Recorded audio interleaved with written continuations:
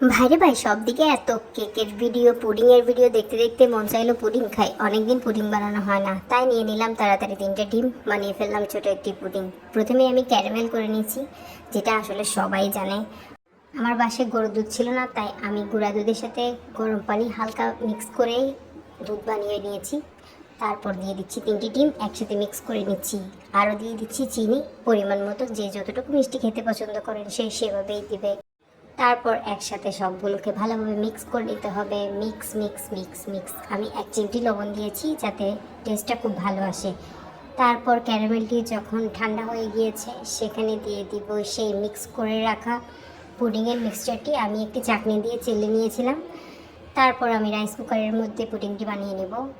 Stand দিয়ে pudding দিয়ে তারপর ঢেকে রেখেছিলাম 25 মিনিট। 25 মিনিটের মধ্যে আমার পুডিং রেডি হয়ে গিয়েছে। সবচেয়ে ভয়ের পাঠ হলো এটি, যখন ঢালতে যাব তখনই ভয় লাগে, আল্লাহ তুমি আমাকে এবারের মতো বাঁচিয়ে দিও, এই কথাটি মাথায় চলে আসে। তারপর বিসমিল্লাহ বলে ঢেলে ফেললাম। হয়ে গিয়েছে, কিন্তু উপরে কেন এমন হলো তা আমি নিজেই জানি না। খেতে কিন্তু অনেক মজা হয়েছিল। আজ এ পর্যন্ত, আল্লাহ হাফিজ।